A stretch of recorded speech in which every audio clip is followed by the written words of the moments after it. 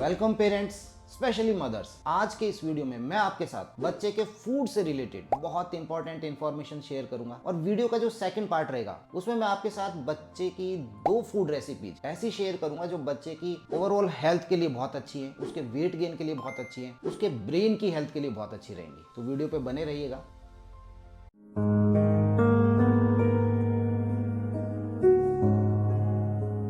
देखिए, जब भी हम बच्चे को खाना देते हैं, कुछ भी आप खिला रहे हैं, चाहे आप उसे रोटी खिला रहे हैं, सब्जी कोई सी भी खिला रहे हैं, मेरा एक आपको सजेशन है कि आप सभी मदर्स को ये पता होना चाहिए कि ये फूड जो हम दे रहे हैं उससे रिलेटेड कुछ बातें, जैसे नंबर 1 कि इस फूड से मेरे बच्चे को फायदा क्या है, जी हाँ, और नुकसान क्या है, ये बहुत इंपॉर्टेंट है। नंबर 2, मुझे ये फूड जो भी आप उसे कुछ दे रहे हैं, नया जो दे रहे हैं, ये फूड मुझे उसे किस एज से चालू करना चाहिए। बहुत सी गलतियां होती हैं, मैंने अपने पुराने बहुत सी वीडियोज में आपके साथ शेयर किया है कि काउ मिल्क हमें 1 साल की एज के बाद बच्चे को देना चाहिए, जबकि ऐसा नहीं है, हम बहुत जल्दी इंट्रोड्यूस कर देते हैं। ऐसे बहुत दूसरे फूड है जिनकी की गाइडलाइन अलग है। तो आपको ये पता होना चाहिए कि जो फूड मैं बच्चे को खिलाने जा रही हूँ, ये जो खाना है, इसकी प्रॉपर, इसकी सही एज क्या है, मुझे बच्चे को कब से देना है। नंबर 3 कि जो खाना मैं दे रही हूँ कहीं इससे मेरे बच्चे को चॉकिंग का खतरा तो नहीं है। जी हाँ, ये एक मेडिकल इमरजेंसी हो सकती है। हम बहुत बार मैं देखता हूँ कि बच्चों को अनार का दाना है, मटर है, मूंगफली है, वो बहुत जल्दी एज में स्टार्ट कर देते हैं। तो ऐसी स्थिति में चॉकिंग का खतरा हो सकता है। इसके अलावा क्या जो फूड हम मैं बच्चे को खिला रही हूँ उससे मेरे बच्चे को एलर्जी का खतरा तो नहीं है। जी हाँ, फूड एलर्जी एक बहुत बड़ा कंसेप्ट है। तो अगर फूड एलर्जी है, उसके साइन एंड सिम्टम्स क्या हो सकते हैं, लक्षण क्या हो सकते हैं, ये आपको पता होना चाहिए। और एलर्जिक फूड कौन कौन से हैं, किस कैटेगरी में है, ये इससे रिलेटेड मेरा कंप्लीट वीडियो है, आप देख सकते हैं। तो ये आपको पता होना चाहिए कि हाँ, ये फूड एलर्जिक फूड की कैटेगरी का है, तो इसको मुझे जब मैं बच्चे को खिला रही हूँ तो मुझे एक्स्ट्रा कोशिश रखनी, एक्स्ट्रा ध्यान रखना है। इसके अलावा सबसे इंपॉर्टेंट बात जो मेरे को पसंद है कि जो फूड हम बच्चे को दे रहे हैं, ये फूड इंटेस्टाइन के लिए कैसा है, हाथों के लिए कैसा है, बच्चे के हाथों के लिए, मतलब इंटेस्टाइनल फ्रेंडली है या नहीं है। मेरा यह मानना है कि चाहे कोई भी इंसान है, अगर उसकी आंतें सुचारू रूप से काम कर रही है, बहुत अच्छे से काम कर रही है, तो इसका मतलब वो हेल्दी है। आंतें अच्छे से काम नहीं कर रही है, कॉन्स्टिपेशन हो रहा है उस फूड से, इसका मतलब वो हेल्थ के लिए सही नहीं है। तो ये 5 बातें जो मैंने आपको बताई, आप जब भी जो फूड दें, ये 5 बातें आपको ध्यान रखनी है। इसके फायदे क्या हैं, इसे कब से स्टार्ट करना है, चोकिंग का खतरा तो नहीं है, एलर्जिक फूड की कैटेगरी में तो नहीं है, एंड लास्ट इंटेस्टाइन के लिए कैसा है। 5 बातें। तो आज की इस वीडियो में मैं आपके साथ कुछ फूड ऐसे शेयर करने जा रहा हूँ, उनसे रिलेटेड इंफॉर्मेशन शेयर करने जा रहा हूँ। तो इसमें सबसे पहले, सर्दियों का टाइम चल रहा है, सर्दियों के अंदर ब्रोकली, जी हाँ, ब्रोकली जो है, इससे रिलेटेड इंफॉर्मेशन मैं आपके साथ शेयर कर रहा हूँ कि कैसे रहते हैं। मैं एक बात जरूर बता दूं, जरूर ये थोड़ी कॉस्टली है, लेकिन इसके फायदे बहुत हैं। अब इसके फायदे क्या रहते हैं, हमें वही 5 बातों को ध्यान रखना है। नंबर 1 कि बच्चे को इससे फायदे क्या है, इससे जो फायदे हैं, इसमें क्या क्या मिलता है वो मैं आपको बता रहा हूँ। ये एक रिच सोर्स है विटामिन B6 का, विटामिन ए का, विटामिन B9 जिसे हम फॉलिक एसिड बोलते हैं उसका, और इसके अलावा इसके अंदर बहुत अच्छे इसके फाइटोकेमिकल्स होते हैं जिनके बारे में आपको बताऊंगा। विटामिन B6 क्या काम करता है, देखिए विटामिन B6 का एक बहुत अच्छा सोर्स है ब्रोकली। तो विटामिन B6 जो है वो आपके बच्चे की ब्रेन हेल्थ के लिए, उसका न्यूरोनल डेवलपमेंट के लिए, याद रखिए शुरुआत के जो 2 साल है इसमें ब्रेन का जो ग्रोथ है, ब्रेन की ग्रोथ बहुत तेजी से होती है, तो ये बहुत इंपॉर्टेंट ईयर्स हैं। तो यहाँ पर जो ब्रोकली है उसमें विटामिन B6 पायरिडॉक्सिन जिसे हम बोलते हैं, ये एक अच्छी मात्रा में है, और ये ब्रेन की ग्रोथ के लिए, ब्रेन के डेवलपमेंट के लिए, न्यूरोनल डेवलपमेंट के लिए बहुत बढ़िया रहेगा। इसके अलावा इम्यून सिस्टम के लिए, यस, विटामिन B6 का अलग रोल क्या है, बच्चे को इम्यूनिटी देता है। विटामिन ए, मैं बहुत वीडियोस में आपके साथ शेयर करता हूँ, बच्चे की इम्यूनिटी के लिए एक बहुत इंपॉर्टेंट विटामिन है विटामिन ए, और विटामिन ए ब्रोकली में बहुत अच्छा है। तीसरा, इसमें विटामिन B9 जिसे हम फॉलिक एसिड कहते हैं, यस, और फॉलिक एसिड का रोल जो है वो बच्चे के ब्लड सेल्स को बनाने के लिए, आरबीसीज के लिए, उसके फॉर्मेशन के लिए इंपॉर्टेंट है। इसके अलावा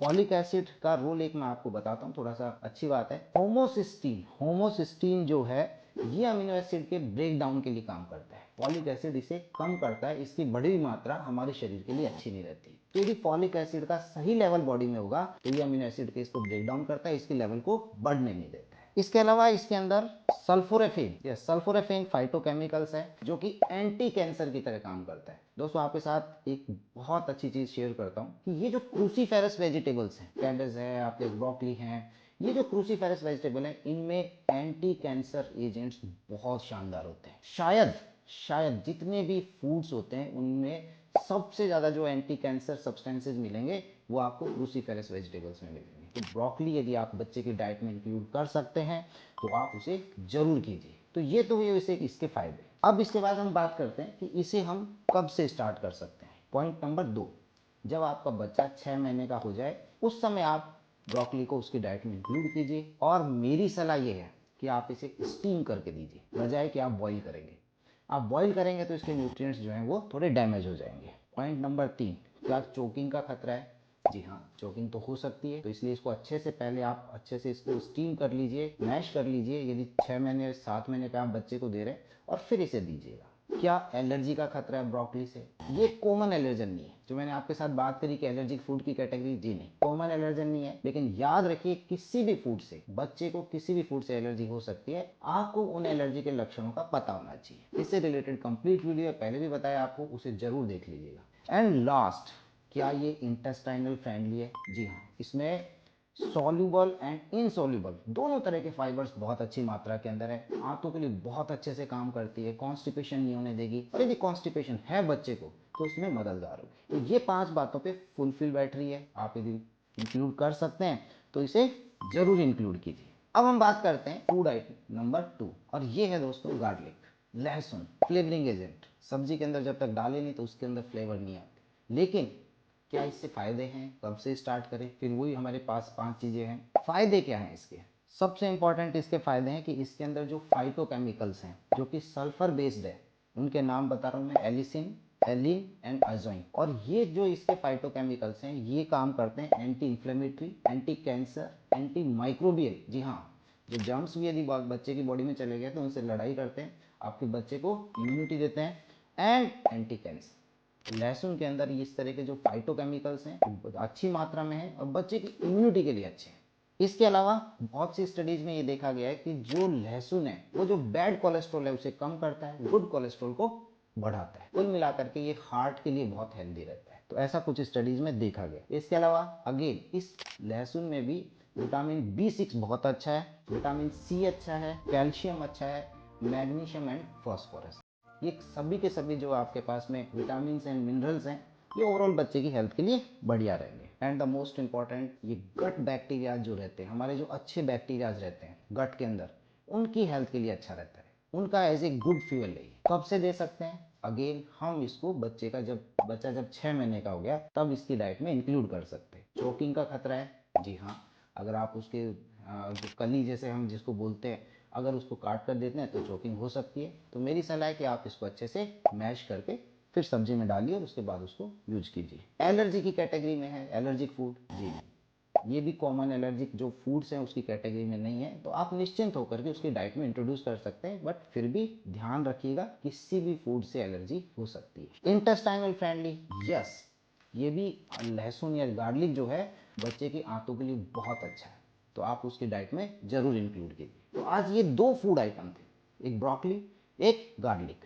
तो ये दोनों के बारे में मैं आपसे, उसके फायदे क्या है, कब से दे सकते हैं, और इंटेस्टाइन के लिए कैसे हैं, ये इंफॉर्मेशन मैंने आपके साथ शेयर करी। अब इस वीडियो के सेकंड पार्ट में मैं इन्हीं से रिलेटेड रेसिपी आपके साथ शेयर कर रहा हूँ। आप मुझे बताइएगा रेसिपी कैसी रही है, आप बच्चे की डाइट में इंक्लूड करेंगे कि नहीं करेंगे, और इसको इंप्रूव कैसे किया जा सकता है। आप कैसे देते हैं, ब्रोकली को कैसे देते हैं। तो चलिए रेसिपी देखते हैं।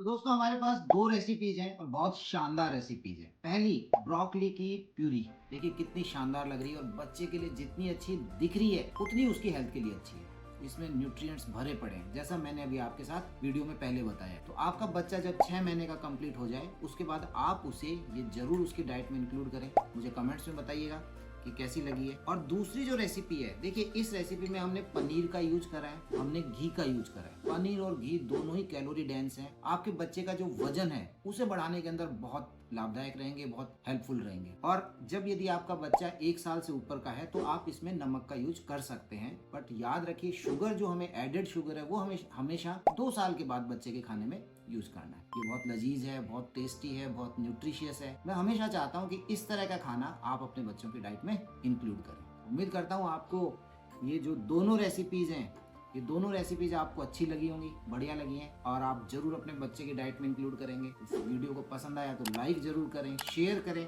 एंड प्लीज चैनल को सब्सक्राइब करें। Thank you.